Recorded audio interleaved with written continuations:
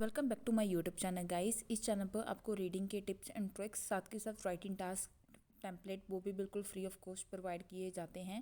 तो इस चैनल को ज़रूर सब्सक्राइब कीजिएगा और अपने लिसनिंग के स्कोर्स कमेंट सेक्शन में ज़रूर शेयर कीजिएगा। Deciding how they will spend the evening.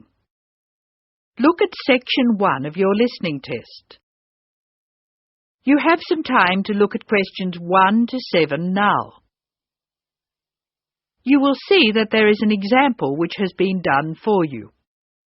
The conversation relating to this will be played first.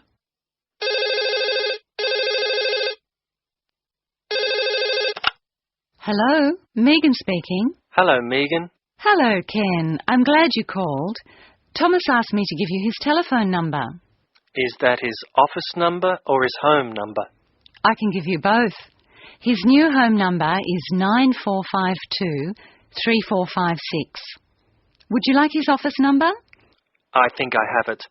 Does 97314322 sound right? That's it. But the home number is 9452-3456. He moved in last week. Good. I've got that. Now, what would you like to do? Thomas's home telephone number is 94523456, so letter C has been circled. Now we shall begin. You should answer the questions as you listen, because you will not hear the recording a second time. First, you have another chance to look at questions 1 to 7.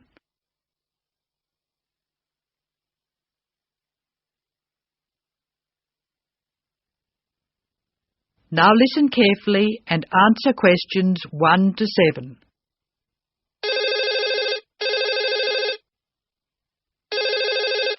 Hello, Megan speaking. Hello, Megan. Hello, Ken. I'm glad you called. Thomas asked me to give you his telephone number.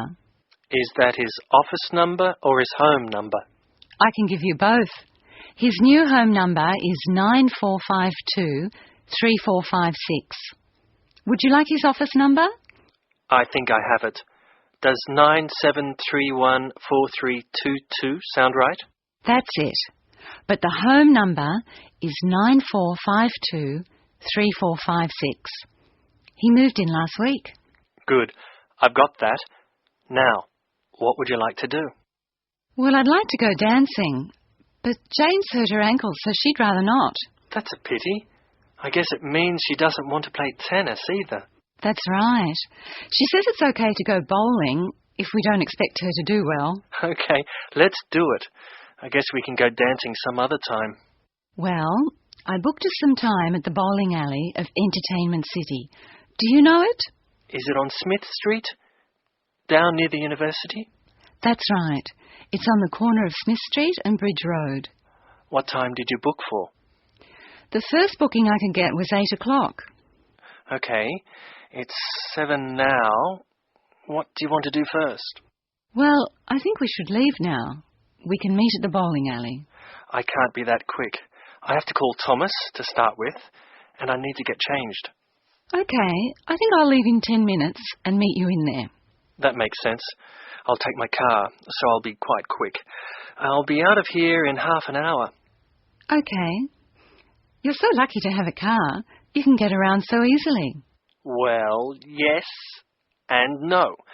I often spend ages driving around trying to find a park. The traffic can be very bad. Well, that won't be a problem for me, because I'll take the bus. It goes right past my door, and I'll have plenty of time. Sounds good. Who else is coming? I think nearly everyone from the afternoon class will be there. Which class? The big maths class or the afternoon tutorial? The maths class. What's more, we get a concession for large numbers. That's good. I'm trying to keep my expenses down this month. So am I. I expect tonight will cost about $20. You must be good with money. I expect it to come to, nearly $40. So how are you going to manage that? Well, the bus is cheap, and if I come home early, I won't have time to spend too much. In any case, I have to be up early tomorrow morning, so I'd really better try to get home by about 11. That reminds me, I have to phone the taxi company for my mother. Goodbye, Megan. I'll see you later. Goodbye, Ken. Ken calls the taxi company. Listen and be ready to answer questions 8 and 9. First, look at questions 8 and 9. Now listen to the telephone call and be ready to answer questions 8 and 9.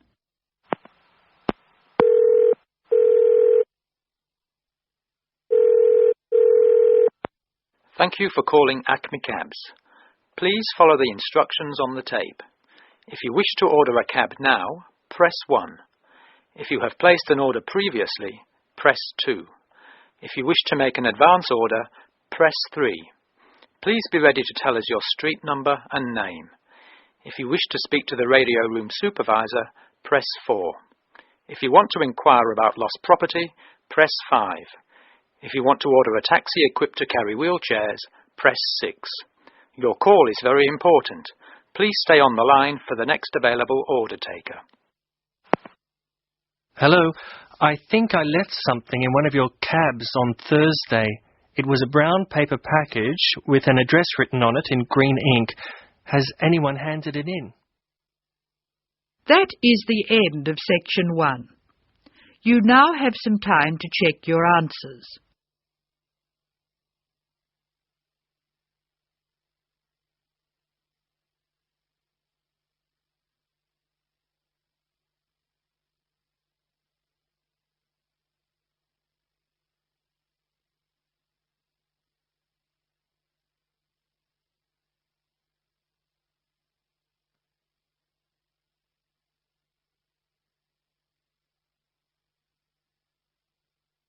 Now turn to section 2.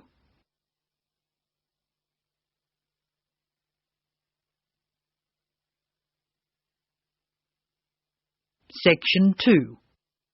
You are going to hear some announcements made to a group of people who are planning a trip to Greece. First, look at questions 10 to 15.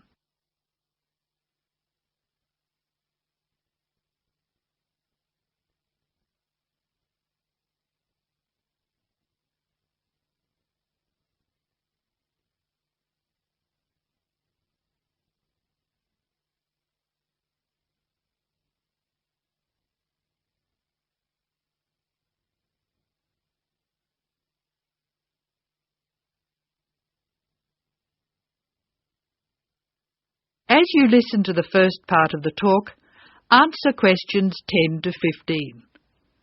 Write no more than 3 words or numbers for each answer. Good morning, everyone. I'm getting very excited about this trip to Greece, and I'm sure you are too. As you know, we didn't have all the details at our last meeting, but I can give them to you now. We'll leave London Gatwick Airport on British Airways next Wednesday. Please be sure to be at the airport by 6:30. I know it's early, but our departure time is 8:25 a.m. We're quite a large group and we don't want to have any hassles. Please be sure to have all your travel documents ready. We'll arrive in Athens at 2:25 in the afternoon and there'll be a vehicle there to meet us. It'll be a full-sized coach so everyone can travel together. We'll spend 3 full days in our hotel in Athens, although we're only being charged for 2 nights accommodation, which is good news. The second day we'll go to the National Archaeological Museum to see the enormous collection of ancient Greek works of art, antiques, statues, a brilliant display. We'll eat out at a typical Greek restaurant on Thursday night. It's going to be a very busy time in Athens. Friday morning and afternoon we'll visit historic sites, but we have nothing planned for the rest of the day. On Saturday we're off to the islands, the Greek islands of ancient myth and modern romance. Now the big news. At first we thought we'd take the ferry, but we've been very lucky to secure a sailing boat, which is big enough for all of us. I'm really excited about this part of the trip because we'll see the islands to the best advantage and we'll be able to cruise around and sleep on board.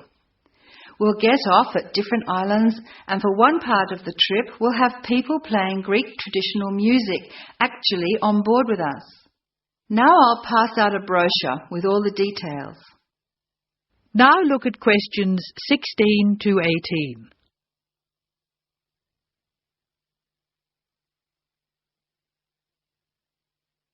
As the talk continues, answer questions 16 to 18. A lot of work has gone into organising this tour, and I'd like to thank in particular the travel agent who got us a really good deal, and the people at the British Museum who offered us such good advice. Trips like this only happen because of the hard work of really expert people. As you know, we have planned a gathering for when we return. I have a list of things which the committee would like you to bring to the party. They are your pictures and something to eat for everyone to share. You are almost bound to have people ask what we have in common and why we're travelling as a group. I suppose the answer is that we're interested in learning about old societies and vanished cultures, and we all enjoy travelling. Of course we enjoy fine food too, but that's not as important. Now look at questions 19 and 20.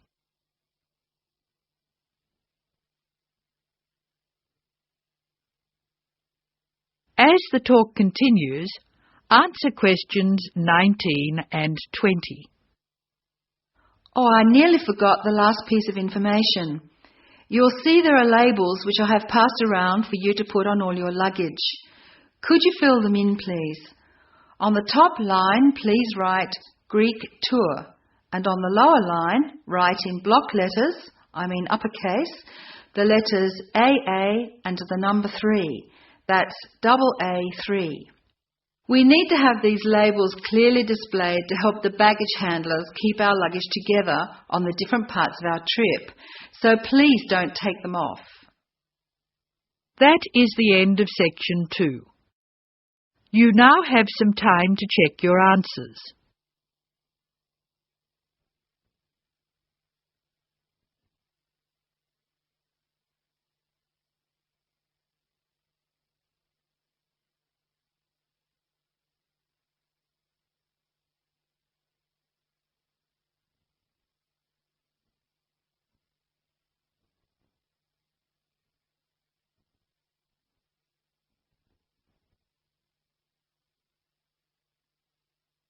Now turn to section 3. You are going to hear Dr. Joanna Robinson, the course director of a language learning centre, answering questions from reporters from the student newspaper. First, look at questions 21 to 26.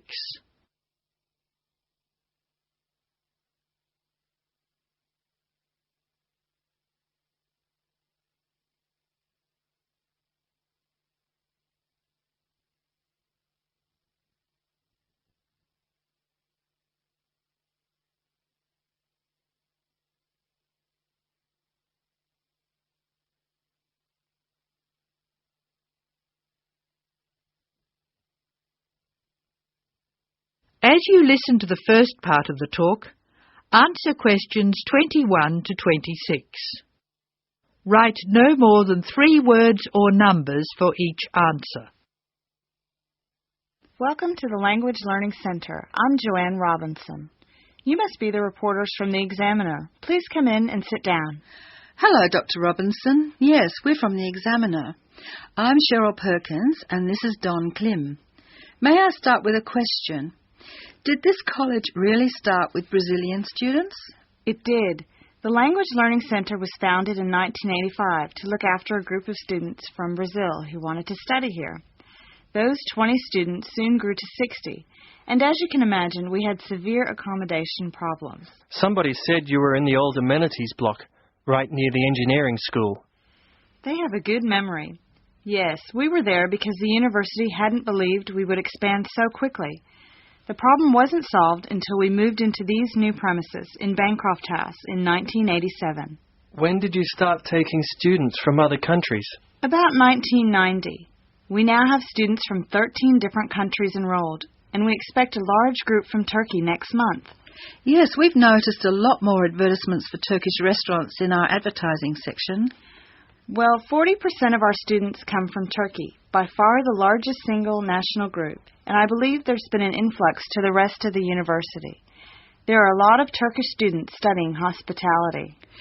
Do you offer anything special to the students? Yes, we do. There are several things which make us rather different from other language schools. English is certainly not restricted to English for academic purposes here. Sometimes we have extra classes for students who have particular courses in mind. And we have just said goodbye to a group of 30 Indonesian students who were preparing for a university course in agriculture. They came to us for English for farming, and they were with us for a long time. We miss them. How long do students usually stay at the Language Learning Centre? It varies, so I'll talk about the average. Most of our courses last for 5 weeks, but to make any real progress, a student needs to be here for at least 3 terms. That's 15 weeks. The students do better if they have a little time to settle in at the beginning of the course, and we offer an orientation course that lasts a week.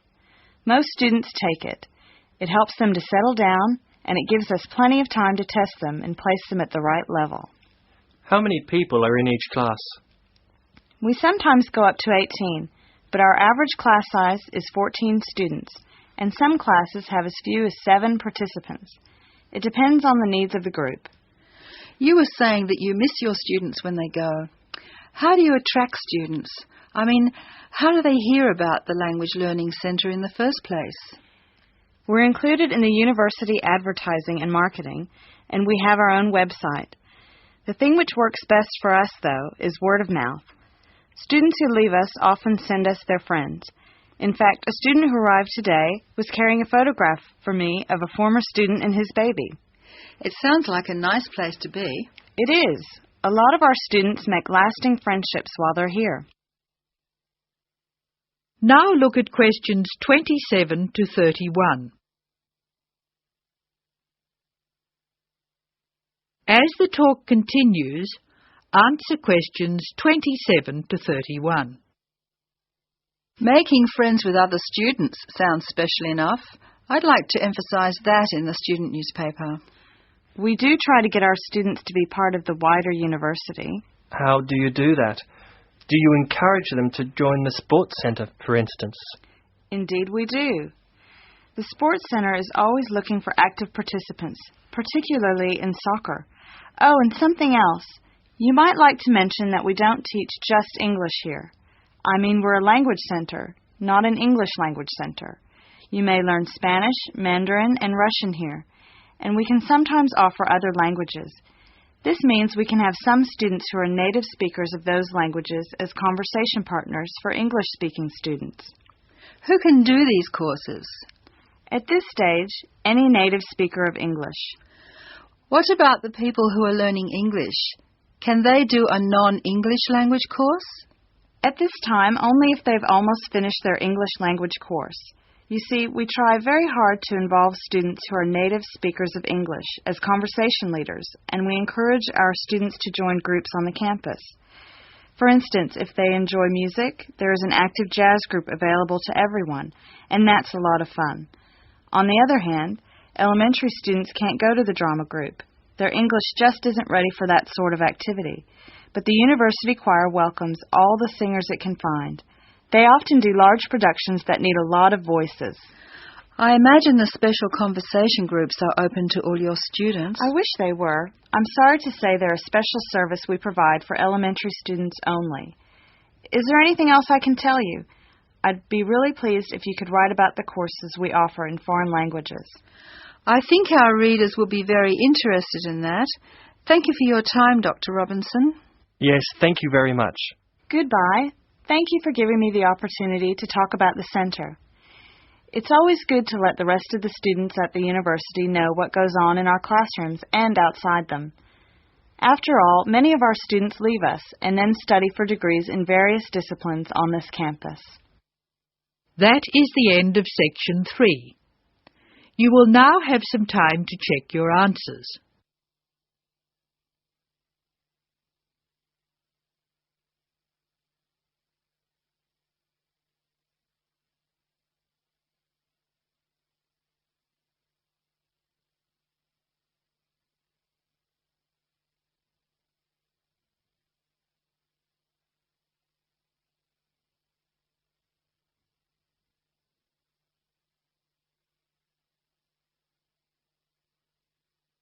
Now turn to Section 4.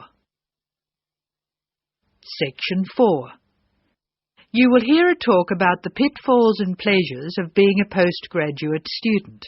Look at questions 32 to 37.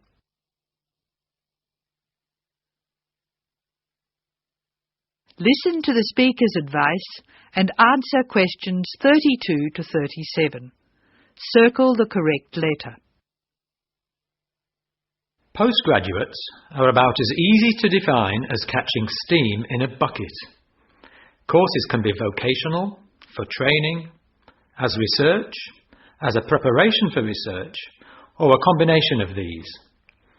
Also, you can choose between full-time and part-time. Increasingly, the approach to postgraduate study is becoming modular. The vast majority of postgraduates are doing short, taught courses, many of which provide specific vocational training. Indeed, there has been a 400% increase in postgraduate numbers in Britain over the past 20 years. Current figures stand at just under 400,000. People undertake postgraduate study for many reasons. These may be academic, intellectual challenge, development of knowledge; vocational, training for a specific career goal; or only vague, drifting into further study. It is essential that you determine the reasons you want to become a postgraduate.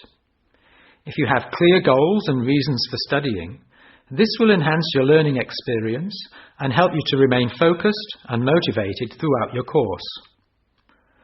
Where you study should be based on much more than the course you want to do.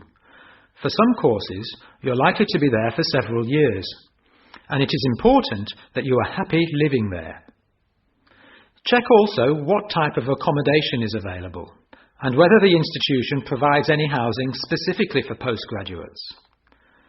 Choosing an institution and department is a difficult process. To determine quality, do not rely on the reputation of an institution, but find out what the ratings are from the most recent assessment exercises. Find out about the staff, their reputation, competence, enthusiasm, and friendliness. Visit the department if possible, and talk to existing postgraduates about their experience, satisfaction, comments, and complaints. Be very careful to check how they feel about their supervisors.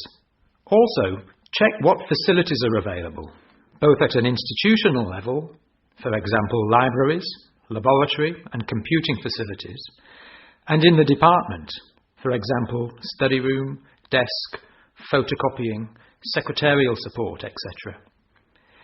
Everyone will have their own priorities here. I am always anxious to check the computer support available and regard it as slightly more important than library access. Your working environment and the support available to you plays an essential part in making your work as a postgraduate a positive experience. Life as a postgraduate can be very different to your other experiences of education. Things that can distinguish your experience are the level of study, independence of working, intensity of the course, the demands on your time, and often the fact that you're older than the majority of students. These factors can contribute to making you feel isolated. However, there are several ways you can make sure that this is either short-lived or does not happen at all.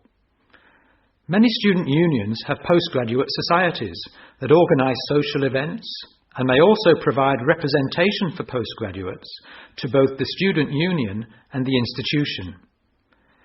Departments can also help to create a sense of identity and community, and often have discussion groups available. Don't be afraid to talk to staff about any difficulties you might be having. Of course, universities provide counselling services, but we have found that the best advice comes from talking to other postgraduates who may have faced similar difficulties. Look at questions 38 to 40. Write no more than 3 words for each answer. Financial planning is essential, since the government excludes postgraduates from student loans, and it can be difficult to maintain your student status with banks. This has implications for free banking and overdraft facilities. Do not underestimate your living costs, including food, accommodation and travel. And be careful not to budget for everything except a social life. Funding a course is one of the most challenging things people face when considering postgraduate study. Most postgraduate students finance themselves. They pay often very large fees to the institution and receive no maintenance income to support their study. Make sure you know exactly what your costs will be. Institutions often hide extra fees, like laboratory costs, behind the headline fee rate advertised. Funding can come from various sources: research councils, charities, trust funds, institutional scholarships, local education authorities, and professional bodies and organisations all offer various levels of funding. As I said before, the government excludes postgraduates from student loans, so it is essential you look to other sources. Career development loans are available from high street banks. The best advice on funding is to be proactive, persistent, and patient. The postgraduate community in Britain is multinational, has a wide range of experience of life and work, and an exciting mix of goals, both career and academic. Being a postgraduate student should be a productive and fulfilling thing to do, and you will become part of a diverse and motivated social group. That is the end of section 4. You now have some time to check your answers.